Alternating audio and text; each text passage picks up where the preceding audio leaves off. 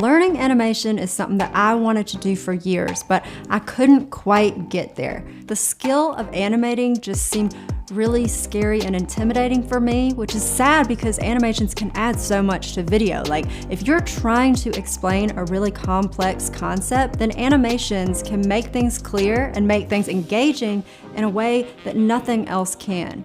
I mean, when I think back to trying to learn something like biology in high school, for example, we were looking at these little tiny diagrams in this textbook. Everything was still. I was trying to figure out what was going on. But if you look at that same biological process through an animation, then suddenly it's a lot easier to understand, right? And as somebody who has done graphic design for years and who has also done video for years, it was really frustrating that I couldn't merge the two, that I couldn't make my designs move the way I wanted to. But when I tried to dip my toes into After Effects, which is Adobe's software that's kind of meant for animating and motion graphics, I was lost, confused, scared. I ran away and gave up a bunch of times. But the reality is that you don't need to learn After Effects to animate, and you don't need to be scared of learning this skill because you can actually do it really easily inside of Premiere once you get a few simple concepts down, which we are going to cover in this lesson. All right, so let's go over really quickly what you're going to learn.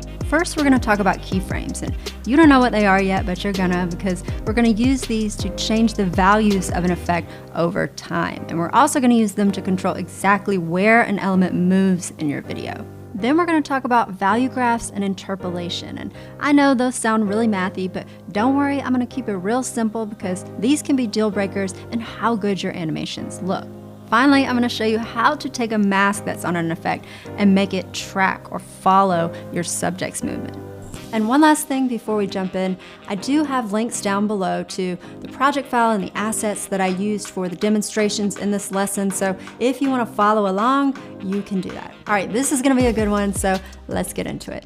So first up, we're going to talk about a concept called keyframes. And to explain what these are, let's look at an example here. So I've got Miles on one side of the screen and he is hangry, it is dinner time. And so on the other side, I've got this oven where he is cooking up some supper. And so the timer on the oven has just gone off. And so of course we need to move him across the screen so he can get something to eat. So let's take a look at this animation. So at this frame right here where our timer sound effect is, this is where Miles starts moving.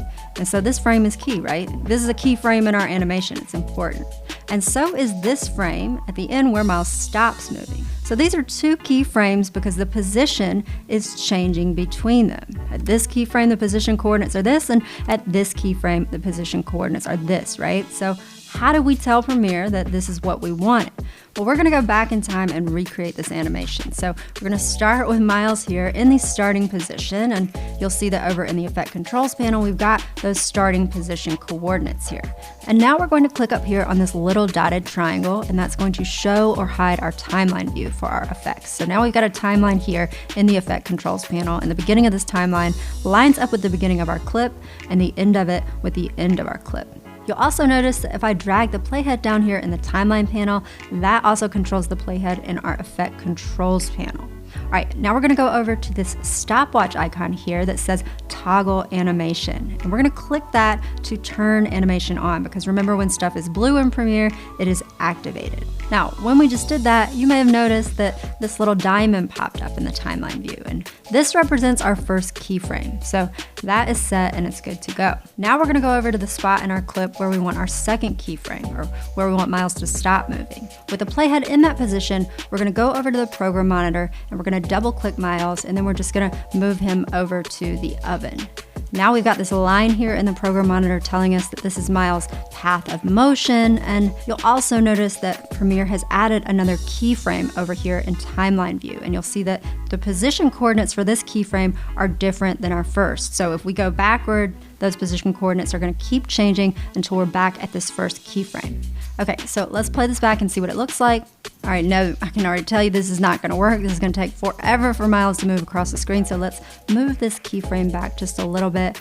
Okay, yeah, now we're moving and this looks good. So to recap what just happened there, anytime an effect has this stopwatch clicked, so it has animation toggled on and activated, then every time that I move the playhead to a new spot in this timeline view in the effect controls panel, and then I change the value for that effect, then Premiere is going to automatically add a keyframe up here. And the same thing is going to be true if I move the playhead in the timeline and then I change the effects value up in the program monitor. So either way, a keyframe gets automatically added and that's going to affect our animation. I could also click right here to manually add a keyframe, and then I can adjust the values for the effect. And I could add a keyframe that goes off screen if I wanted to make Miles leave at the end of this scene. In this timeline view, I can also zoom in and out by using my keyboard shortcuts, the R and the T keys, because sometimes it can be hard to see here if you're fine-tuning an animation. And because I use 2 monitors when I'm editing, a lot of times I press the squiggle key, aka the tilde key, to maximize this effect controls panel on one monitor, and then on the other monitor, I maximize the program monitor just to see what I'm doing better. Anyway, so now I've got all these keyframes, and if we play this back, then you're gonna see that Miles is moving all over the screen, but let's say he's not moving exactly how I want him to. Well, I could just manually move a keyframe here in the program monitor, or I could adjust these handles to change the Bezier curves on our motion path. You can also copy keyframes, so if I wanted Miles to bounce back and forth across the screen, then I could copy these keyframes and then paste them over here and do it again and again, and now he's going to bounce back and forth. And yeah, let's just stop that because that is super annoying, and we're just gonna go back to our original motion here. All right, so we've got our simple motion path here, but y'all may have noticed that Miles he's moving a little like he's from a video game straight out of the 80s, right? But if we go back to that original animation that I showed you in the beginning, Miles was just gliding here, right? Like he's looking like a real smooth operator. So why is that? Like, what are we missing here? Well, our most recent animation looks wrong because Miles starts and stops moving so abruptly and awkwardly, but that is not how motion looks in real life. So, like if a car is gonna go 0 to 60, it's not gonna be stopped here, and then all of a sudden, right here, it's immediately at 60 miles per hour, right? Instead, it's going to ease out from a stop and slowly accelerate up to that fast speed of 60 miles per hour. And the same is true with deceleration. So the car is gonna slowly decelerate or slow down and ease into a stop, right? So if a car is gonna start and stop, then it's going to look like this. And it's this gradual change in speed over time that makes such a big difference in how cool an animation looks. And we can especially see that with this side by side, right? Now, I want to take a closer look at this animation. I want you to see that down here, we've got exactly 20 frames between this first keyframe and the second keyframe.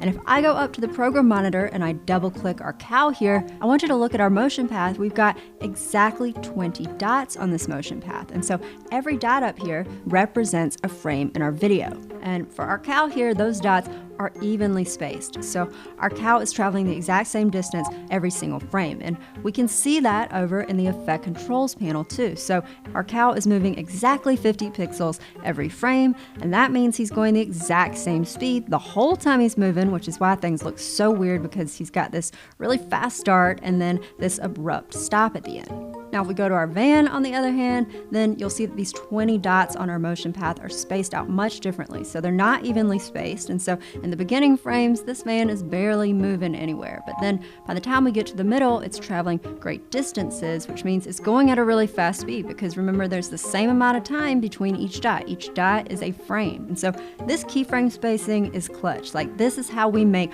boring animations look so smooth, because this ball that looks so good only looks that way because its speed is changing over time, right? So if we go back to our car here, at the beginning before this car starts moving, then its speed or velocity is like all the way down here at the bottom. It's at 0. But over time, that velocity is going to climb higher, and then it's going to fall back down to 0 at the end. And so we've got this nice curvy velocity graph when our animation is smooth and natural looking. Now, if I go over to the effect controls panel and I expand this position attribute, oh snap, we got the same curvy velocity line here, right? See, I wasn't trying to teach y'all math for nothing, right? All right, so who do we think of when we see curves? Our boy Pierre Bezier, who has given us these handles here that we can adjust if we want. So let's say I want to make this car accelerate more slowly, then I can pull this handle over here, and then you're going to see that result when I play this back. Or maybe I want the car to take off really fast and then slowly come to a stop, then you'll see that we've made that happen. So we have total control over how our motions and our animations look in Premiere with this velocity graph. And we like to see it when it's curvy, when it's got these Bezier curves and handles. But if we go back to our animation with Hungry Miles looking like Pac-Man, then his velocity line is going to look much different, right? So it's going to start down here at 0 when he stopped, and then immediately he is going to be up here at this higher speed, and he's going to stay the exact same speed the whole time, and then abruptly and awkwardly be back down at 0 when he stops. So we've got this really sharp and linear velocity graph. And then if we go over to the Effect Controls panel, then that is what we see here too. And so to fix this and to curve this up some, all we have to do is select a keyframe, and then we can just drag this Bezier handle down and over on our velocity graph, and now we have got a nice curve. You're gonna also notice that when we did this, our keyframe icon changed from this sharp linear diamond to this nice curvy hourglass shape. All right, so now look at Miles, y'all. He is looking real smooth as he glides over to the oven, and finally he can snatch up his supper and get something to eat. Been running across the screen all day. I'm starving over here. I know Miles is really proud of himself that he got a joke in this lesson, but we gotta get back to keyframes. So you can set keyframes and you can adjust that velocity graph for just about any effect in Premiere, not just for motion. But you do need to be careful because things get a little bit trickier when you start doing that for some of these other effects. So let me show you. So let's say that we wanna make this taxidermic monkey grow bigger on the screen because it's not already terrifying enough at this small size. So let's go over to our scale property here, and we're going to click this stopwatch to toggle animation on for our scale effect. So now we'll drag our playhead over a little bit and we'll double click this monkey and we will scale him up. Now if we play this back, our monkey is getting bigger, but the motion ain't smooth. So let's expand our scale effect here, and what is going on here? We have so many lines down here and this is really confusing. So let me make things a little bigger so that we can inspect this situation. So I'm just gonna hover my mouse just to the right of this vertical line here, and that's gonna let me make these charts taller. Okay, so down here we've got our velocity chart, and we're familiar with this, and it's looking ugly and linear right now, but at least we know what this is. But this chart up here is different. So this chart is our values chart. So it is showing us how the values for our scale effect are changing over time. So we're starting at 35% scale, and then that value is increasing to 100% here. Now these two charts affect each other. So as I lower the ending scale value, then you'll see that the velocity or the speed is also getting lower. But really all we care about here is making this velocity chart curvy. Like that is what matters when it comes to making animations look good. And so let's do that. We're going to grab our Bezier handles on our velocity chart and then curve this line up. Now, you'll notice that it is also letting me drag this velocity chart to a negative speed. So what is that about? Let's play this back and see what is going on here. All right, now you see how the monkey kind of bounces back into place at the end there? So it's actually scaling down a little bit at the end. And if we look at our values chart over here, we can see that the scale is decreasing at the end. So even though our final scale value is set to 100, if we go back here, then we're way past 100% scale. And that happens when you drag your velocity too far down and it gets negative. And now maybe that's the look you want. Maybe you want a little bounce in your animation, but we don't want a bouncy monkey here. So I'm gonna bring this velocity back up to our 0 axis here. And oh y'all, that looks so smooth. Maybe I'll just move this over a little bit, and yes, monkey, you looking good. So just to recap real quick, if you see two charts here, then don't worry, don't get confused. Just remember, you only need to pay attention to this velocity chart. You just want to make that line curvy, and you also want to make sure you don't go past the 0 axis and get negative unless you want your animation to bounce. All right, before we move on to our last section, I want you to know what interpolation is. Interpol what? That's the actual word. So now let me tell you what it means. So if we go back to this animation for a second, then remember both the cow and the car start and end at the same exact spot on our horizontal axis. They both start at the 400th pixel mark and they both end at the 1400th. But the way the values are calculated for each frame in between those two is very different, depending on whether we have a linear or a curvy velocity graph. And so the engineering term for how Premiere is constructing all those new data points within the range of our known data points is called interpolation. Now, exactly how Premiere is calculating that, yeah, you don't need to know that. You just need to know that the way Premiere is figuring out all those values to put in between your two keyframes is based on which interpolation formula it's using. So it could use a really simple interpolation formula that's linear, where the change in value between each frame is going to be the exact same, or it could use a more complex interpolation formula to give us that curvy velocity graph that's going to let something ease out of a stop and ease back into one. What that means is that if you don't want to go in and manually adjust the Bezier handles on a velocity graph, then you can use Premiere's built-in interpolation formulas to smooth up your keyframes, and that might be faster for you. So to do that, you'll see that if you right-click a keyframe up here in the Effect Controls panel, then Premiere is going to let you choose an interpolation formula. And we're going to pick temporal interpolation here because we're concerned with the tempo of our animation. We care about the velocity or the speed of our motion, right? And so with that picked, you'll see that we've got lots of interpolation formula options here. And so you'll see that by default, a keyframe has a linear interpolation formula set, but we can change that. We've got an interpolation formula that's going to ease out of a stop or ease out of a starting keyframe value, and one that's going to ease back into a stop or into an ending keyframe value. And I know that's kind of confusing because we usually think of endpoint at the start of a clip and outpoint at the end of a clip, but just remember when it comes to keyframe interpolation, they are flipped. And so that means that if you've got two keyframes here and you want to smooth up the movement without manually adjusting that velocity graph, then you want to choose ease out for this first keyframe, and then you want to choose ease in for the second keyframe, which is going to automatically curve up that velocity graph for you, and your animation is going to look like this. Now for me personally, these built-in ease in and ease out interpolation options do not smooth up this graph as much as I want, so I like to get in there myself.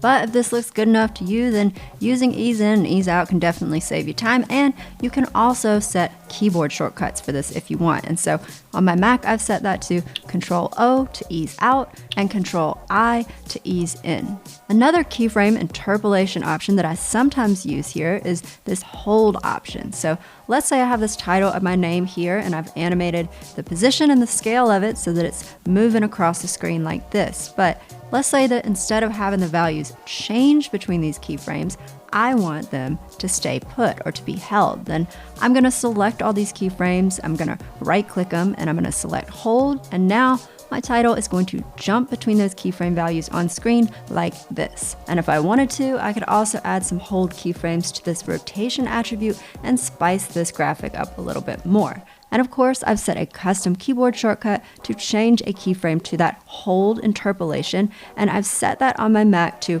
Control plus the H key.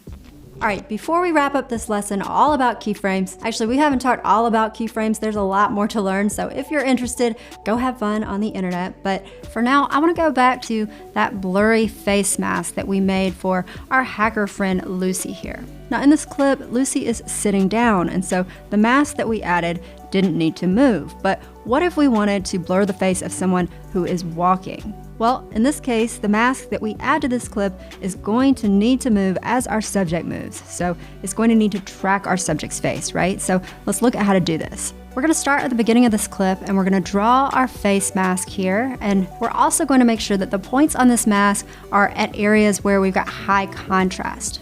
Now to make this mask move with Lucy, we're going to go over here where it says Mask Path, and we're going to click this play button here that says Track Selected Mask Forward. When we do that, Premiere is going to automatically add all these keyframes as it moves forward in this clip to change the mask's position so that it tracks Lucy's face or it follows Lucy's face as she moves. So let's see how Premiere did with this. Okay, Premiere, I see you. I am very impressed with this, but it doesn't always work this smoothly. And if you do need to go in here and tweak things, you can go to a certain keyframe and then manually adjust the mask's position, or you can also go over to this little wrench here and change the tracking settings and see if that will help. T-minus 10, 9, 8, ignition, liftoff. All right, y'all, your assignment is to practice the animation skills that you've learned in this lesson. And remember, I've got down in the resources below the project file and the assets that I used to do the demonstrations in this lesson. So if you want to download those and practice with them, you can do that. So first, I want you to make something move on the screen. So you're going to select a clip to move on your timeline. Then you're going to show the timeline view by clicking that dotted triangle in the top right. Then you're going to click the stopwatch icon by position to turn animation on. Then you're going to drag the playhead to a new spot and you're going to change the clip's position on screen. Next, I want you to adjust the motion path for that moving element. So remember, you can do that by just clicking directly on the keyframe in the program monitor or by adjusting the Bezier handles to adjust the curve of the motion path. Then I want you to smooth the animation and make sure it doesn't look like Pac-Man. So you're going to expand that position effect to show the velocity graph in the effect controls panel. Then you're going to drag down the Bezier handles to make that graph curvy and drag them in or out to adjust the speed of acceleration or deceleration. And lastly, I want you to test out mask tracking. So you're going to add a mask to an effect on a clip and then make sure that some of the points on that mask path are at areas of high contrast. Then you're going to go to the start of the clip and then where it says mask path, click play and Premiere will automatically track that mask forward.